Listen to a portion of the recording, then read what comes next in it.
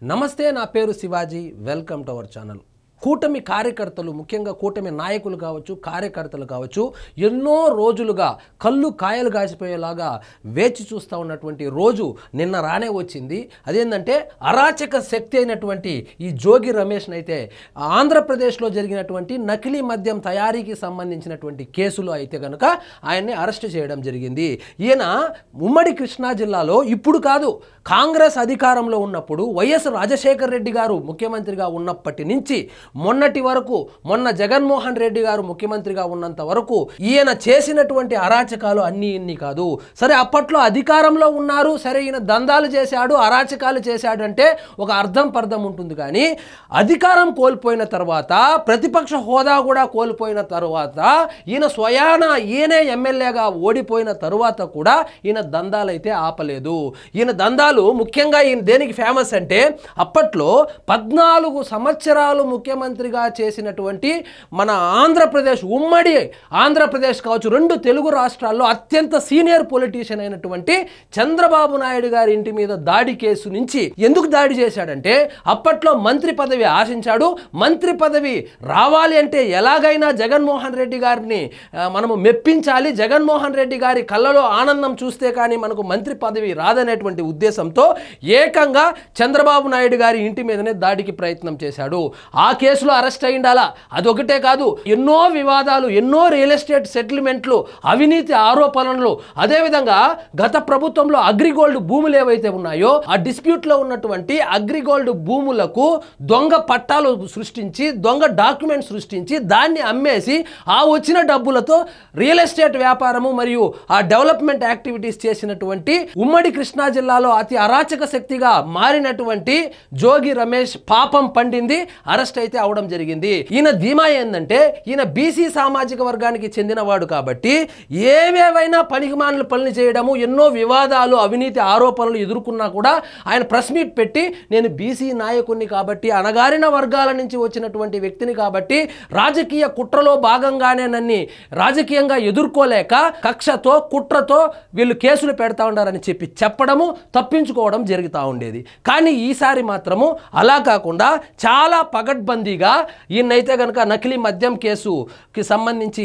కర్త కర్మ క్రియ అయినటువంటి ఆ తంబల్లపల్లి నియోజకవర్గానికి సంబంధించి నకిలీ మద్యం తయారీలో కర్త కర్మ క్రియ మొత్తం అయినటువంటి మన జోగి రమేష్ని అయితే కనుక అరెస్ట్ చేయడం జరిగింది. ఈయన అరెస్ట్ కాబోతున్నాడని డౌట్ రావడంతో మొన్నప్పుడు గుడికి వెళ్ళి కర్పూరము అగరవత్తులు పెట్టి నాకు సంబంధమే లేదంటారు. ఇంకా కర్పూరము అగరవత్తులు పెట్టి గుళ్ళకి వెళ్ళి గోపురాలకు వెళ్ళి తిరిగేటట్లయితే కోర్టులు ఎందుకు, ఈ సిస్టమ్ ఎందుకు, పోలీసులు ఎందుకు, న్యాయస్థానాలు ఎందుకు? కాబట్టి మీరు కర్పూరం పెట్టి, ఈయన కాదు, ఈ కర్పూరానికి ఆద్యుడు మన కరుణాకర్ రెడ్డి అప్పట్లో తిరుమలలో జరిగినటువంటి అవకతవకలు ఏవైతే ఉన్నాయో దానికి సంబంధించి ఆయన ధ్వజస్తంభం దగ్గరికి వెళ్ళి కర్పూరం హారతి ఇచ్చి నాకు సంబంధం లేదంటాడు. ఆయన ఒక కుంభకోణం చేసి ఆయన కర్పూరం వెలిగిస్తాడు, ఈయన ఒక కుంభకోణం చేసి కర్పూరం వెలిగించి నేను బీసీ నాయకుడిని కాబట్టి నన్ను అరెస్ట్ చేయడానికి వస్తా ఉన్నారు అని చెప్తాడు.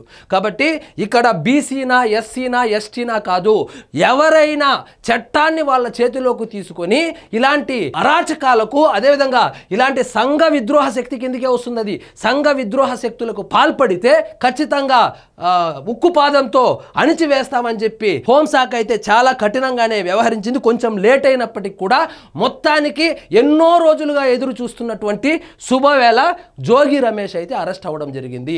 అప్పట్లో అధికారంలో ఉన్నప్పుడు చంద్రబాబు నాయుడు గారి ఇంటి మీద దాడి కావచ్చు, పవన్ కళ్యాణ్ గారిని దూషించడం కావచ్చు, నారా లోకేష్ గారిని దూషించడం కావచ్చు, బాలకృష్ణ గారిని దూషించడం కావచ్చు, ఒకరు కాదు, కూటమి పార్టీల్లో ఇప్పుడు ఎమ్మెల్యేలుగా ఉన్నటువంటి, మంత్రులుగా ఉన్నటువంటి వాళ్ళందరినీ నోటికి వచ్చేటట్లు తిట్టేవాడు. సాక్షాత్తు జగన్మోహన్ రెడ్డి గారు సభలో ఉండంగానే బహిరంగ సభల్లో కూడా దూషించినటువంటి మహానుభావుడిన. ఎట్టకేలకు అయింది డాక్యుమెంట్లు, కారు, ల్యాప్టాప్, మొత్తానికి ఈయన పక్కా ఆధారాలతో దొరికిపోయాడు. పక్కా ఆధారాలతో దొరికిపోయి ఇప్పుడు నేను బీసీని కాబట్టి నన్ను కక్షపూరితంగా నన్ను అరెస్ట్ చేశారని చెప్పి తప్పించుకునేటువంటి ప్రయత్నం చేస్తున్నాడు. మీరు బీసీ కాబట్టే కదా మీకు మంత్రి పదవి అయితే వచ్చింది.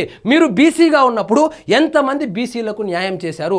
రాష్ట్రం మొత్తం పక్కన పెట్టండి, మీ సొంత నియోజకవర్గంలో మీరు మొన్న పోటీ చేసినటువంటి నియోజకవర్గం కావచ్చు, అంతకుముందు పెడన కావచ్చు, అంతకుముందు ఇంకేదో నియోజకవర్గంలో చేశారు అక్కడ కావచ్చు, ఎవరికైనా బీసీ యువకులకు కావచ్చు, యువతులకు కావచ్చు ఉపాధి కల్పన కల్పించేటువంటి కనీస ఆలోచన చేశారా? కేవలము ఇలాంటి వాళ్లకు ఆ బీసీ కార్డు అనేది ఒక పావులాగా వాడుకొని ఎలాగైనా కేసుల నుంచి బయటపడాలని బీసీ కార్డు వాడుతున్నారే కానీ ఆ రోజు ఆ కుర్రవాడు మా అక్కని ఈవ్టీజింగ్ చేస్తా ఉన్నారు అని చెప్పి అమర్నాథ్ గౌడు ప్రశ్నించినందుకు చెరుగుదోటలు వేసి కాల్ చేసినప్పుడు ఈ పెద్ద మనిషి అదే బీసీ కుటుంబానికి చెందినటువంటి కుటుంబం దగ్గరికి వెళ్ళి డబ్బులు సెటిల్ చేద్దామని చెప్పి ప్రయత్నించినటువంటి వ్యక్తి ఇతను.